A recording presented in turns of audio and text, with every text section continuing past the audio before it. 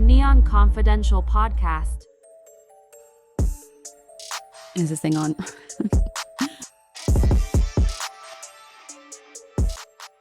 Tess Annique Souray is a model, actress, digital creator, and founder of Wellness with Tess. Known for her work with Maxim Magazine, LA Fashion Week, and Miami Swim Week, Tess started her career in fashion at age 15 when she was scouted by Elite Model Management. But she's beauty and brains, and also received her BBA in marketing and fashion media from Southern Methodist University, and went on to study plant-based nutrition at Cornell University, which she is certified in, and as such became a certified health and wellness coach, encouraging a life of intention for her clients and followers. Tess, welcome to Neon Confidential. Hi, thank you so much for having me. Yeah, I'm so glad that you made it. Let's dive right in. Okay. I want to know how your health and wellness journey started. I know that you have such an interesting story, and when we went to lunch, my jaw was like agape the entire time. I mean, that plus we were at Esther's kitchen, so it was also agape. It was so good. We ordered so much food. Like 5 pizzas. Exactly. I'm like, tell me about your health and wellness while we just like ordered 5 pizza at Esther's. We didn't have a table. I'm like, we had some salads also. But yeah, how did your health and wellness journey start? I think a huge part of that has been my sobriety, because I got sober when I was 24 years old. And with that, you just become almost like addicted to feeling your best. Mm-hmm. And it just opened up such a new world for me on like how to take care of yourself mentally, emotionally, physically. And that really just all tied in together. I've always been active, like I played sports growing up, but it wasn't the same, because once I made the decision to live a sober life and like I was going to do everything I can to be the best version of myself, that's what really started jump kicking. Like, okay, what can I do? How can I feel my best?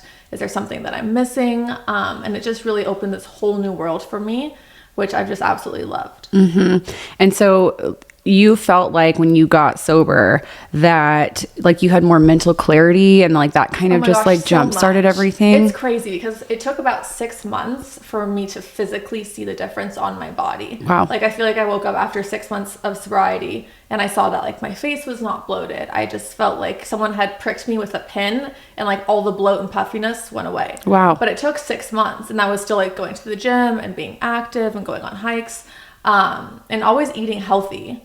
Like, you know, not anything crazy, but it was something that over time you start seeing these results and these changes, and then that becomes a new addiction. You're like, I feel so good mentally. You don't have like that brain fog. You're never hungover. It's amazing how you can feel your best at like Saturday morning at 8 o'clock when you're not hungover and everyone else is like, you know, just drained, absolutely exhausted. It's a game changer. It's a superpower. Totally. And so did you just quit cold turkey? Like what happened to the point when you were like, this is impacting my life in ways that it shouldn't be, and this isn't for me? Like, how did that happen? So there's like a long road to that journey. There's like this little saying in the program where like first drinking is fun, and then it's like fun with problems, and then you're just left with problems. So it took like a little bit of time for me to get to that stage of it was just problems and like such a mess. So I did end up going to treatment. But I didn't believe like that I was an alcoholic. I went because I was so depressed and I was so sad. And they're like, we're going to put you on addiction track 1. I was just about to ask that, because I'm like, you're young now, so you had to have been, how old were you when you went to treatment? I was 24, so now I'm 29. So you went when you were 24. 23, That's so hard too, because I feel like when everyone's that age, you're drinking and having fun. Like what you'd been legal for, not that everybody waits till they're 21. I think I started drinking alcohol when I was like 16 or 17. But yeah, it's hard to be like, this is an issue when everyone's just young and fun and making dumb decisions. Right. So it's like the culture, right? Especially going to college in the South or in Texas, that's just what everyone was doing. Mm-hmm. And so I realized my habits were different because I was actually living in a sorority house and like people weren't doing the same things as me. And I started picking up on that. And so I did start going to therapy because I was living on campus.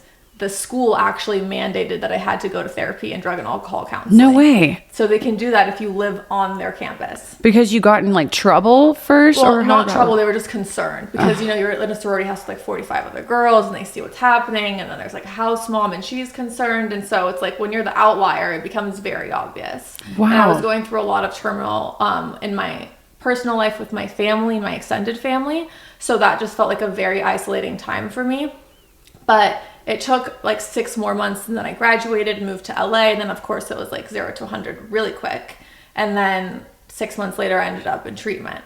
but by choice, because I knew that I couldn't be worse off like 30 days later. I'd be better off.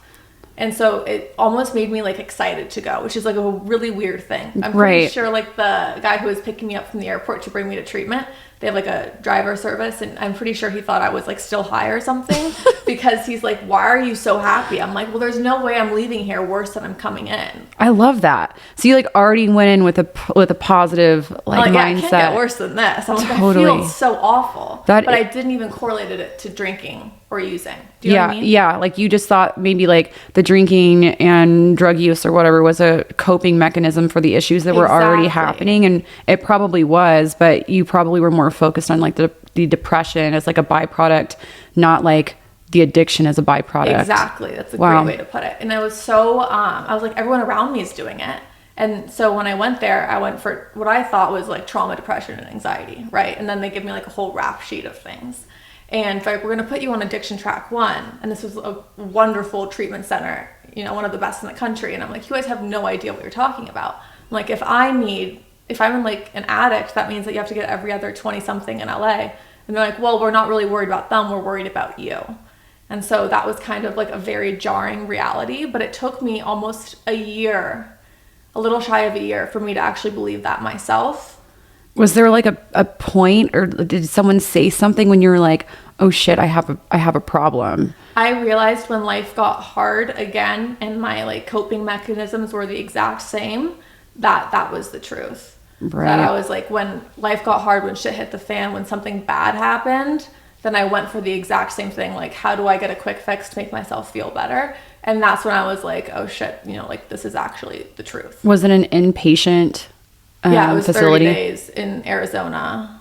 Dang. Yeah, it's wild. And so is there other people from LA that were there, or people just were from all over, which is so interesting because it almost feels like you're back in school again. Like you get a little schedule, you get like, you know, 9 to 3, you have 1 hour classes, like grief 101, trauma 101. Like you have I had, I think 3 times a week sessions with my therapist. You had eating, like you had a whole mix of things based on what was relevant in your life.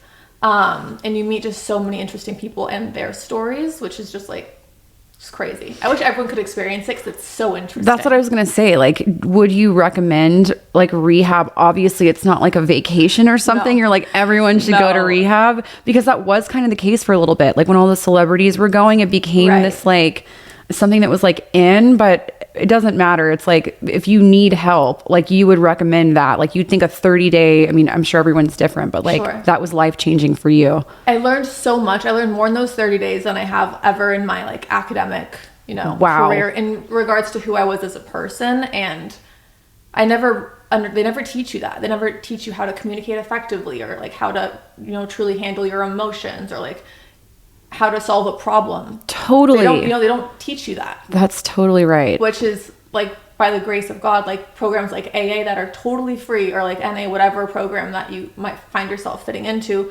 they actually like give you a book on, say, like, just follow these rules, follow these steps, and you will live a great life.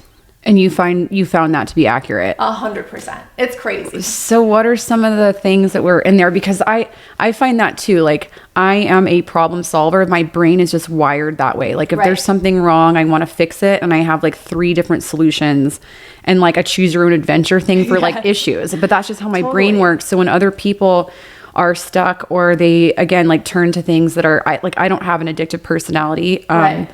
But I can see that when people's brains aren't wired that way, that things can feel really hopeless, you know, and they don't know how to come up with solutions for problem solving. So like, what were some of the tips that they kind of line itemed out? Well, one of the things I used to do is like when something would go really badly, I used to automatically like have to go out and put on the fake persona of, I got this, everything's fine. Like I'm having fun. I'm having a great time.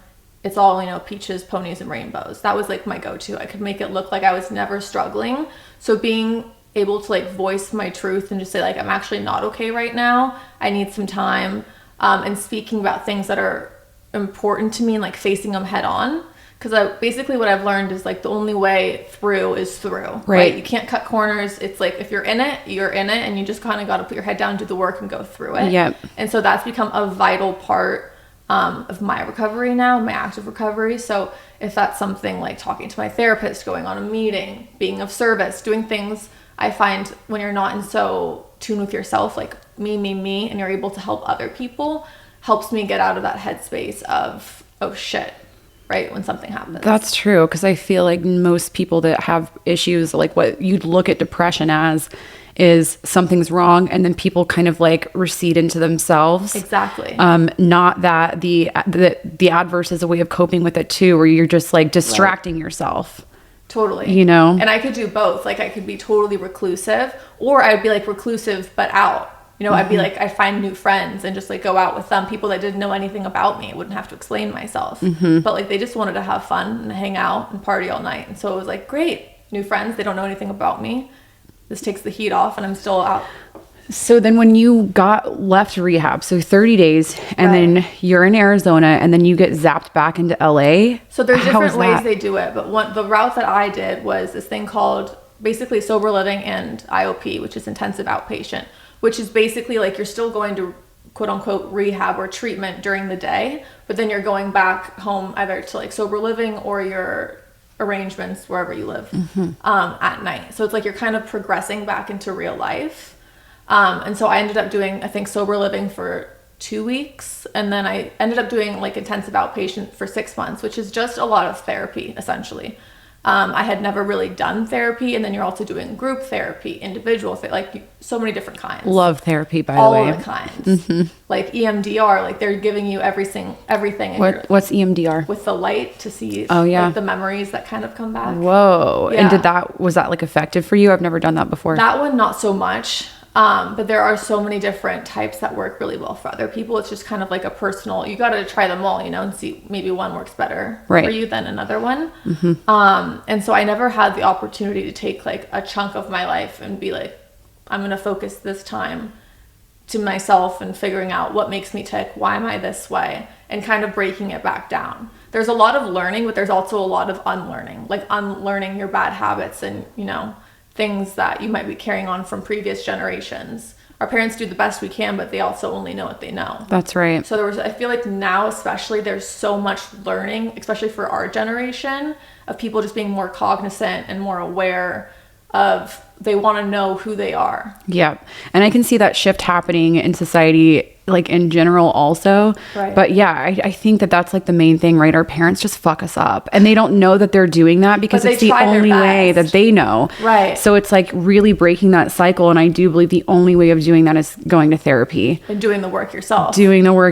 Some people, you know, go off and they want to do ayahuasca in the jungle or whatever. But I think like what's actually more difficult is like being sober and going to therapy and like really being like at a place with those emotions that you're able to like soberly navigate them and navigate through them, like you said. For sure. It's so crazy just to be able to sit with yourself. Like at first that was so uncomfortable for me, like just being with who you are.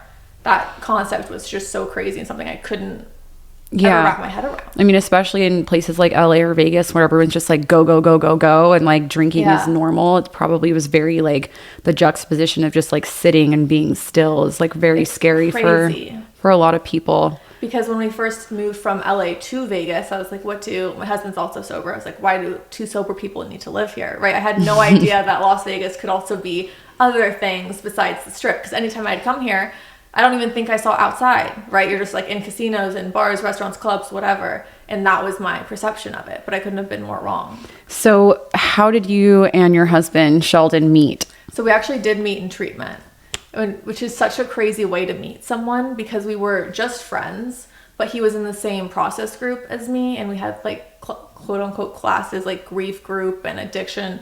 And so we were learning the same things. We were learning the same language.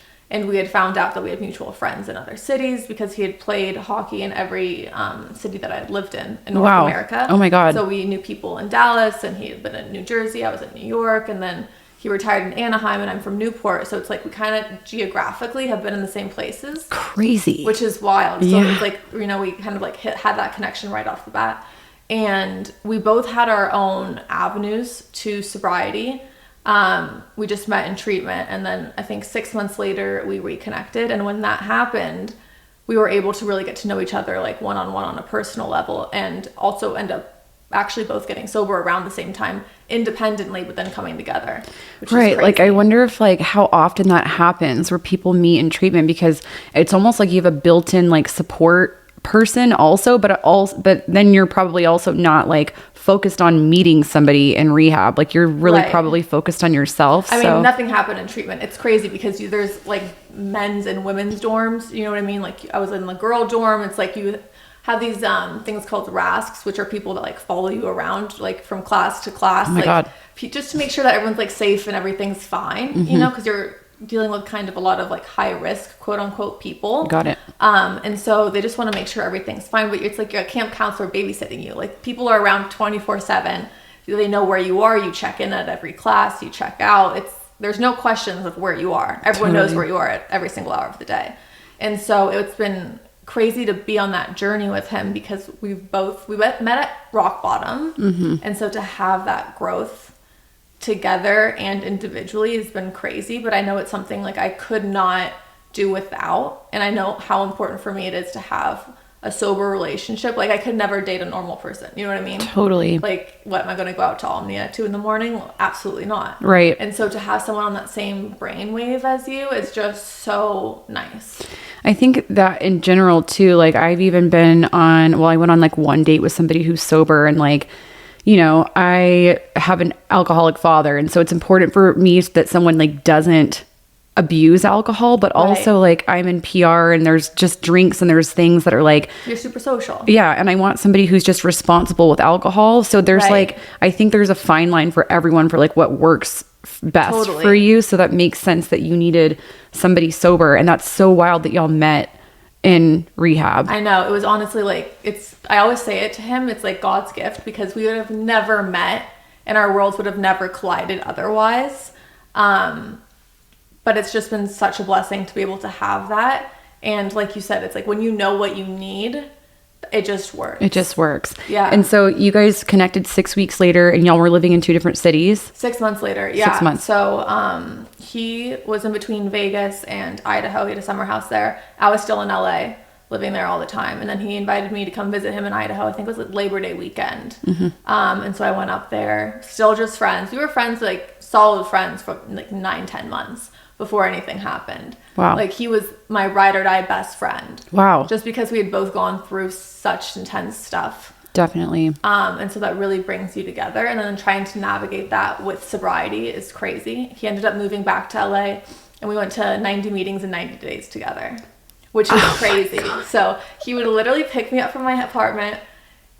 We'd go to a meeting, and then we'd go to dinner, and then he'd drop me off for 90 days. This is like the beginning of our relationship, which is basically like an hour of couples therapy, but group therapy. Totally. Right? Like, there's prayer in it. You're hearing people's stories. Like, it's emotional. It's intense. Like, you're trying to better yourself. And then we'd go and have dinner after, or meet with friends that were also in the program. So it was such a beautiful way to meet somebody and like truly get to know them for who they are. I feel like everyone should meet like that. Honestly, it's a trip. I'm sure you just get to know exactly who somebody is, and there's like no pressure to be romantic, and you guys are just like going to grab a bite to eat after, and after you just connected on this insanely, you know, deep level. Yeah. Wow. And so how long did y'all date before you got married? Because for anyone who doesn't follow Tess, which you should, like, their wedding photos are like the wedding photos heard around the world.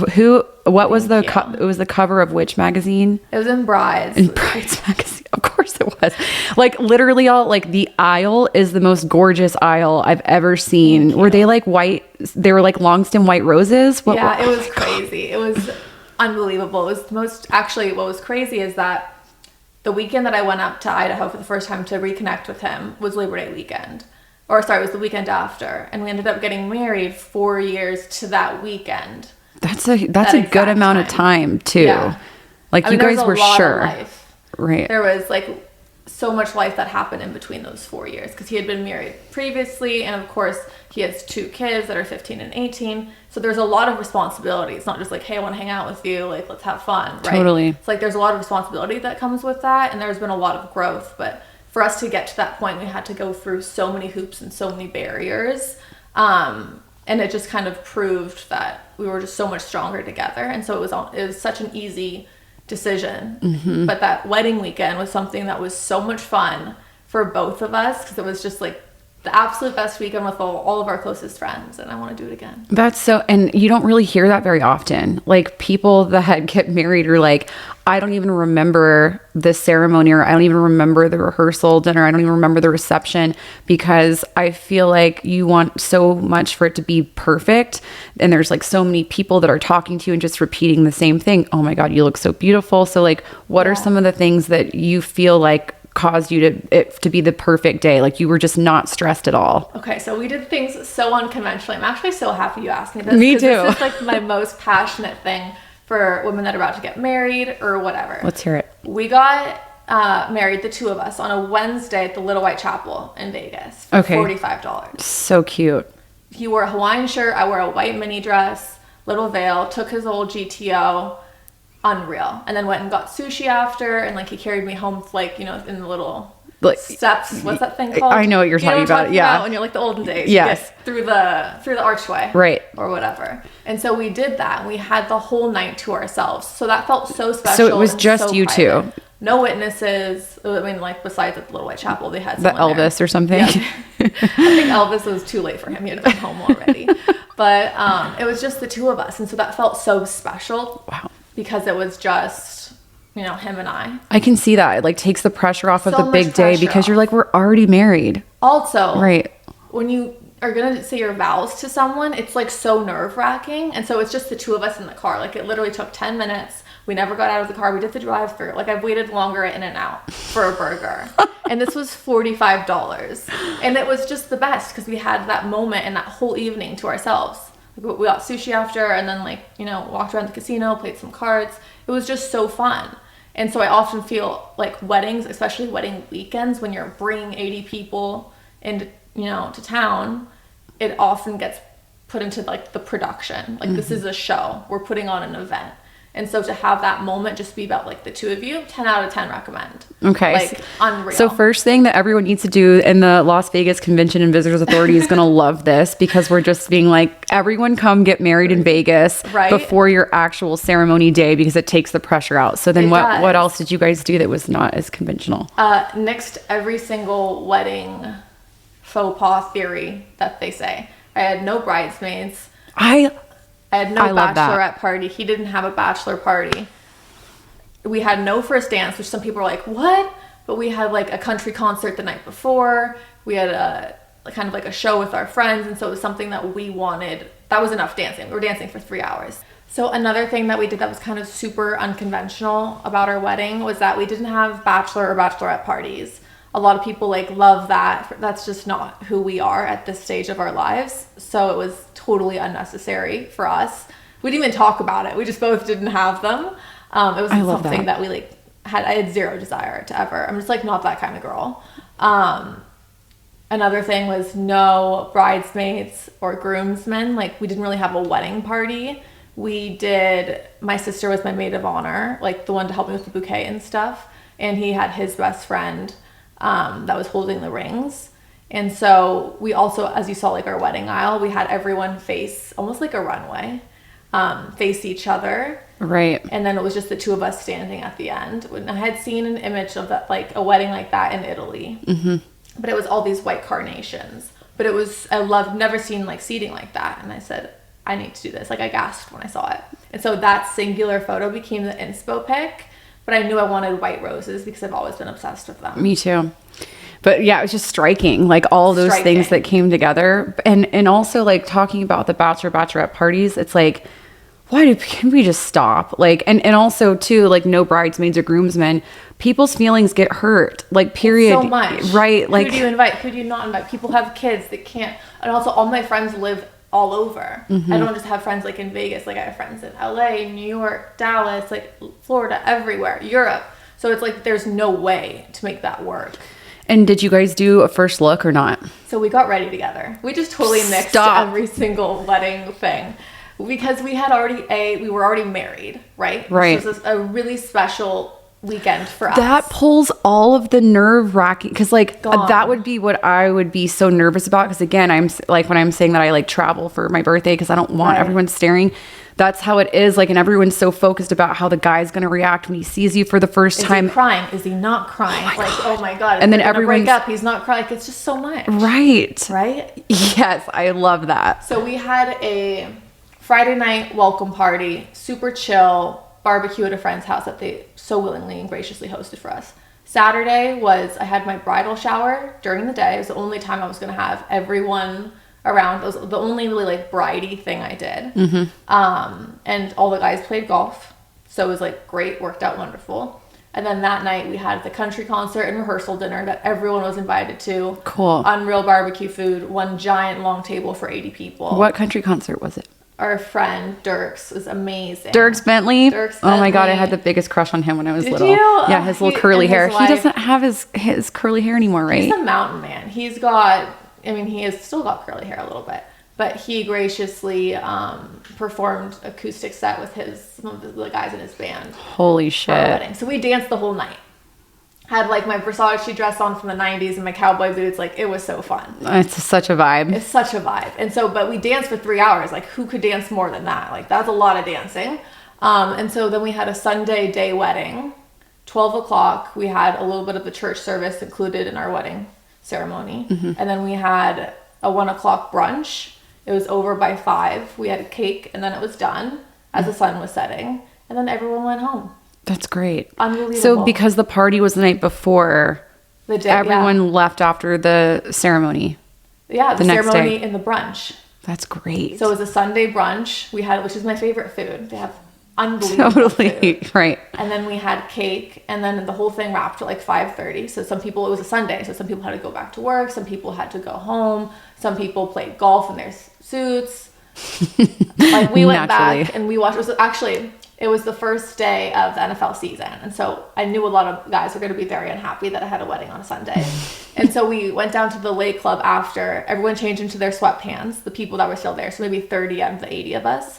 And had a really cool custom, like all white sweatsuit, custom Air So Force cool Ones, stuff. having pizza, watching Sunday Night Football. Can you talk on air about the wedding gloves? So when I was getting dressed this morning and I put this outfit on, I was like, because it covers up my hands. I was like, Right. oh my god, this is so funny that I'm wearing this, and I know about this whole wedding glove debacle. Are you comfortable talking about it? I am. Okay.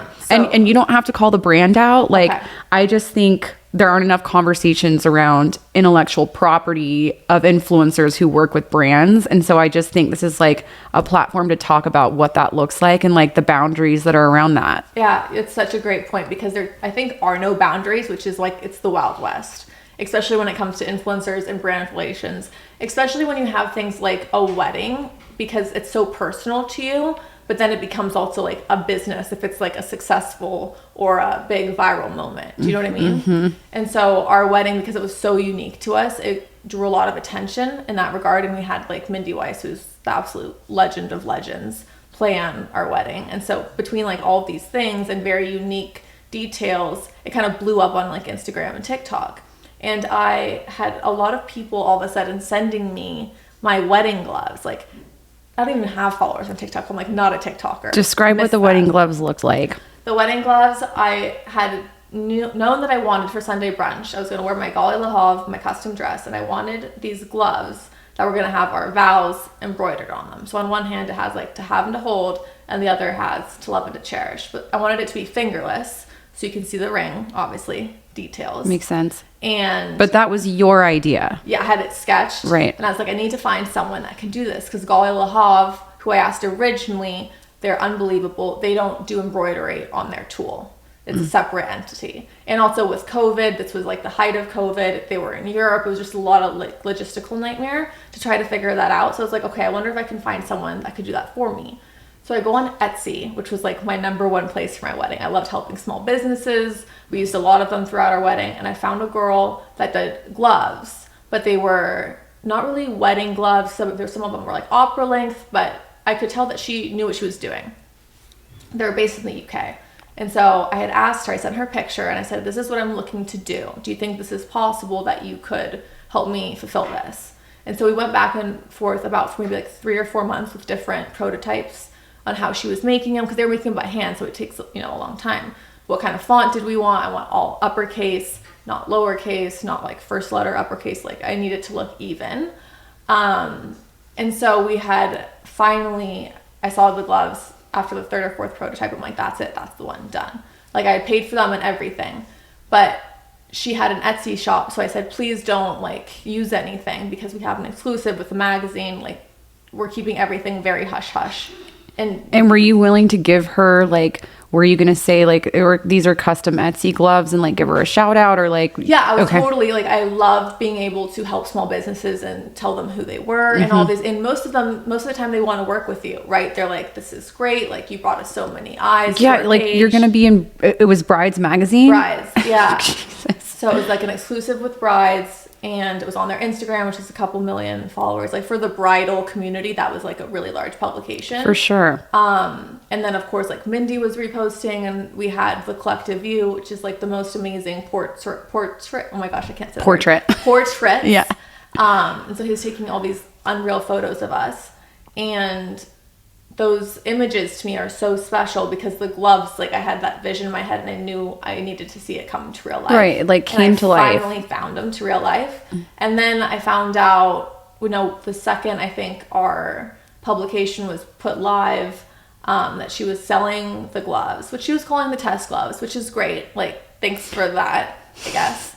But with my photos, all my wedding photos, and then they were becoming like a viral hit, obviously because of all the press and the publication on, you know, Instagram and so she TikTok. And this is like 4 brands, so this is your intellectual property. You were working with her to design them, and you even said, I'm going to do you a solid and say, this is where I got the gloves from. And she named the gloves after you, used your photos without permission, and she's selling out of these gloves because of that, and didn't give you any credit. Yes, not only credit, I think that when it becomes like that, like when you're launching something with someone's name, at that point it's a collaboration. Totally. In terms of like emotional and monetary. Yeah, money. Yeah.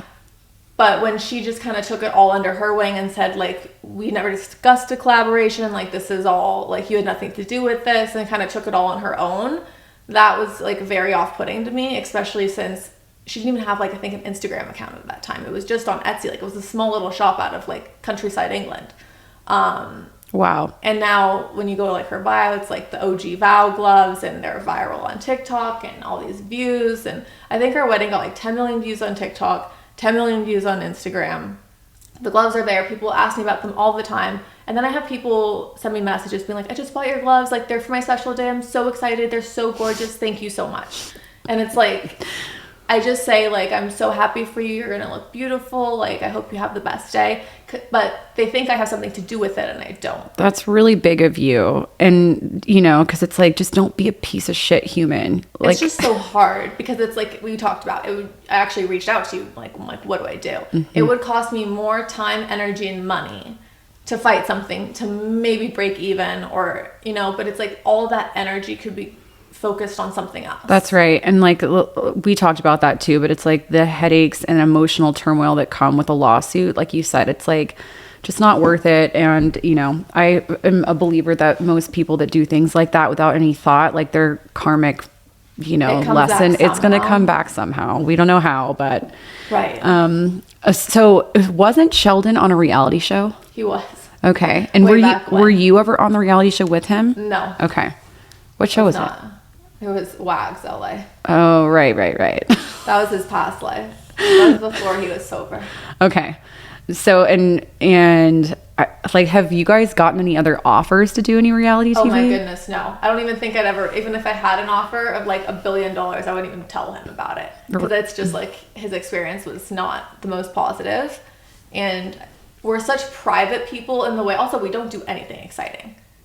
I don't drink. I don't go out. I stay at home. I cook dinner and we watch sports. Like, that's the extent. That's the life. That's the life. But if you think about it, like, that's kind of all that matters, you know? It is. It's everything that matters. Right. And life is building a family. Yeah. So with that though, what is it like living in Las Vegas and being sober now? Like we kind of touched on a little bit. And by the way, I think you're the third guest we've had here that lives in Las Vegas and is sober, which I find very interesting. That's so interesting. Like I feel like meet your other sober 5 friends. years ago that wouldn't have happened. I'll take you. One of them is One Steakhouse in Virgin. Yes. My really good friend John O'Donnell that I traveled to Ireland with. And then Johnny Katz, who's the entertainment reporter at the RJ, he's also sober. And like we all go to one, and like it's one of those things where again, like I have a glass of wine, but when I go and I'm hanging out with them, I just don't feel like that's how you know there's a societal pressure to do it, because I just feel fine drinking water. You know what I mean? It's like having a glass of something in your hand is just it. It can be water, it could be, you know, like whatever. But just having it, no one's really going to ask you a question. Right. And now you're holding something. Have you seen that there's like 0 proof alcohol now? Oh, I love that. That's so like, do you do that? I do. Yeah, I love my non-alcoholic wine. There's so many avenues for it, right? Because like women that are pregnant, people that just like don't want to drink because for whatever reason they don't want to drink. There's so many different options. And now if you go into like Total Wine, they have an entire aisle dedicated to non-alcoholic. So cool. Before it just used to be beer, right? I'm not really a big beer drinker, so it's not my thing, but like they have wine, and then they have companies like Ritual doing tequila and hard spirits. So it's like you have a whole option. You can do whatever you want. You're right. And so you guys like enjoy like a non-alcoholic beverage at home. Yeah. Like, so it's like I cook and I love to have a glass of my non-alcoholic wine when I cook. It's just the thing. And is there any brands that you like for people who are like, I don't know, wanting to try sobriety? I love free wine, like FRE wine. If you go on Amazon and you Google non-alcoholic and then whatever you're looking for, I kid you not, there's probably 300 options. So cool. Like Prime Next Day of so whatever you want. Free is one for wine. Is there anything else? They have Be Free. There's a lot of like free ones. That's another one of my favorite wines that to me, I always have to do a double take. I'm like, this is almost so accurate. Maybe I haven't drank in 5 years. I'm like, this is so close. It's probably not. I'll come over and taste test for try you. It for me. But there's also all these companies that are doing their version, right? Like Heineken. We were actually serving these at our wedding. They have like Heineken 00s and normal Heinekens. You cannot tell the difference. So cool. And people were drinking like 6 of the 00s, and they're like, why am I? I'm like, you're drinking non-alcoholic. And these are people like not sober. They're like, oh my gosh, it tastes the same. They're like, I've had 8 of these. I've had 8 and I feel nothing. And so, and you guys travel a lot. I saw that, and you've been to the house in Idaho, and you guys spent the summer there, right? Yeah. Where, like, how important is travel to you? We love it.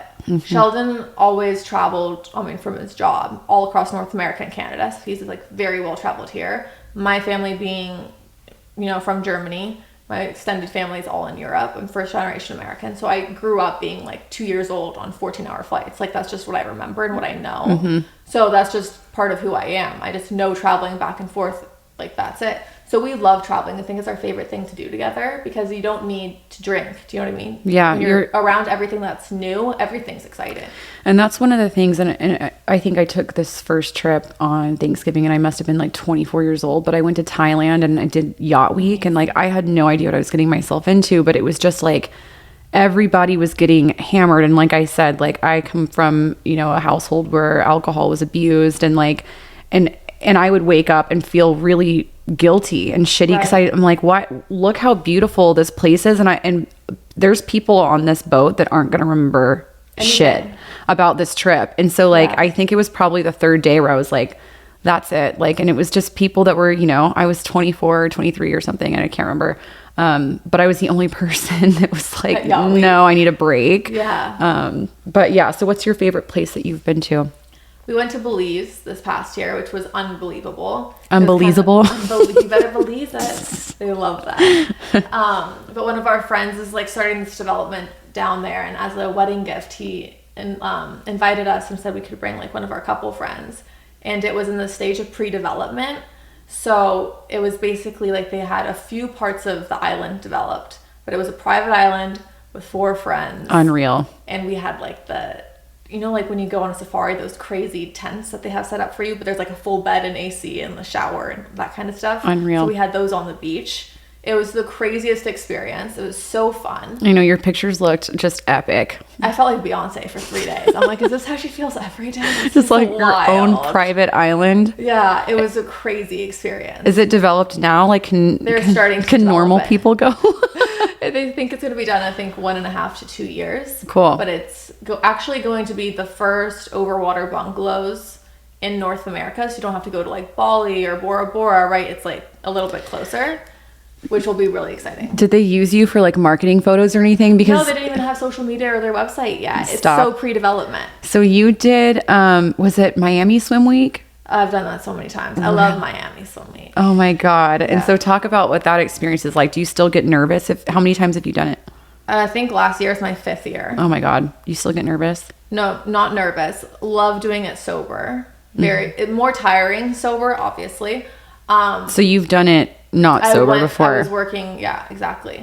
So I did it before I was sober, but just to be able to like show up and work and do the things that you want to do, feeling and looking your best is so nice, especially when everyone around you might not be all the time, or like will be out late and then they're like, oh, I'm so tired, I'm so hungover, and they're like trying to look good. Like you have to physically look good. Some people can get away with it and it's perfect. I was not one of those people. I'm not either.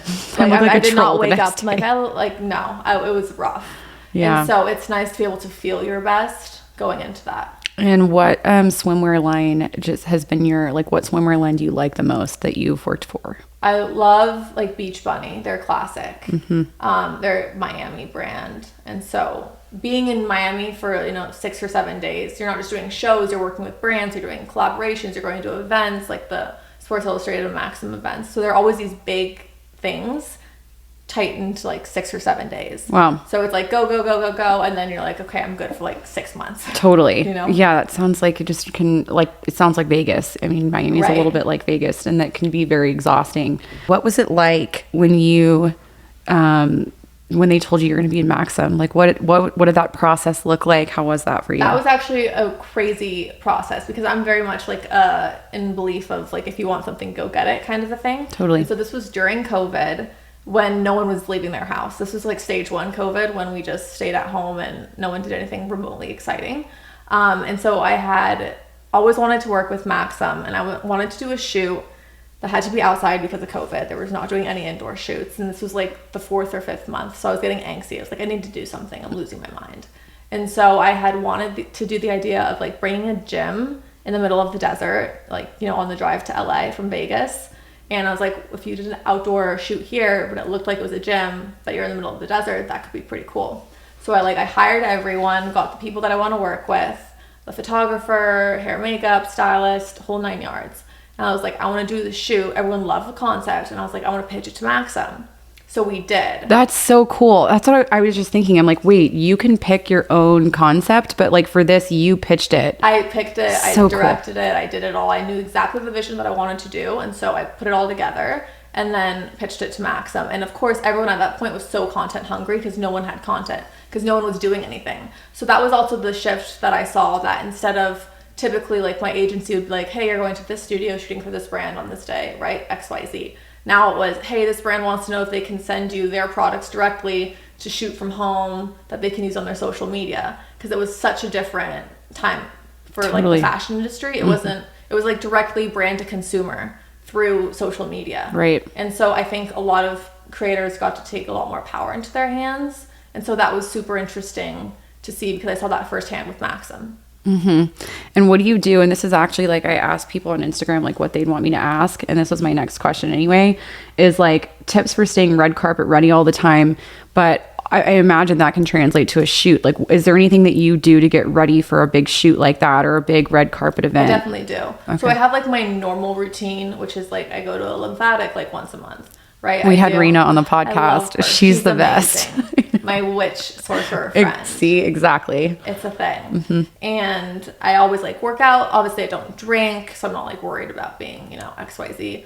But I up my workout routine. I changed my diet. Like I'm more strict with it.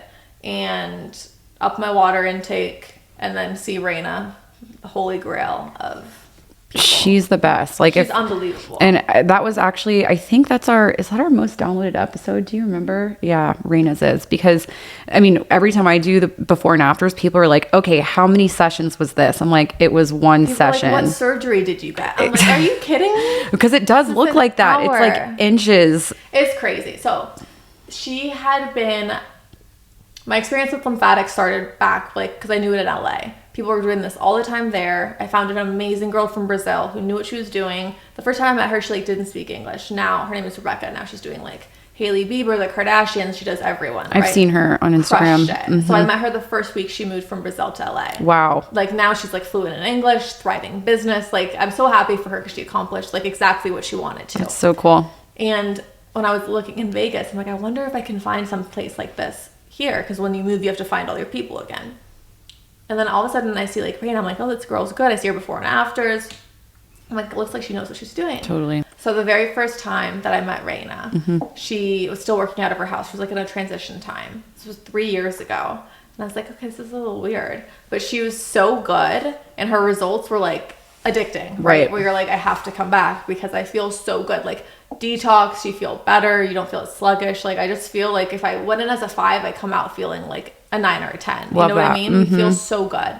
And she's become like one of my closest friends. It's like therapy. It's all in one. I know. We have some like crazy conversations on the table. So you do lymphatic drainage. What else? If it's a really big event, like Swim Week will always tan you.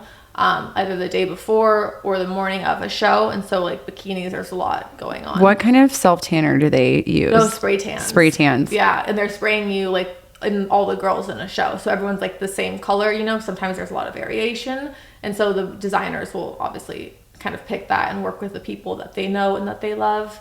I love getting my facials. I do like that whole, it's all tied in together. It's like, how do you feel your best? Shout out to Sakara Med Spa. Shout out to Sakara.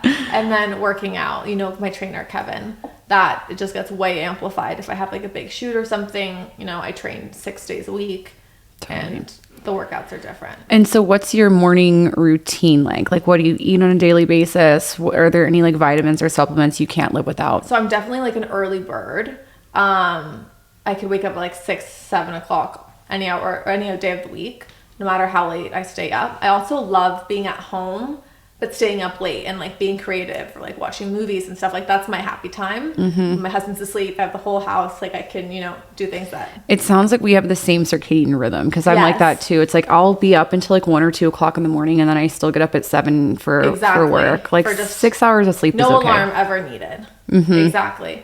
And then in the morning, like have my coffee, we chill, watch the news, you know, shower, get ready, go work out. And that's like kind of my day. I don't really have like, I don't really do the whole gratitude list like on pen to paper, but I, you know, have thoughts like whenever I'm in the shower, I think of like, what are my intentions for the day? What do I have to do?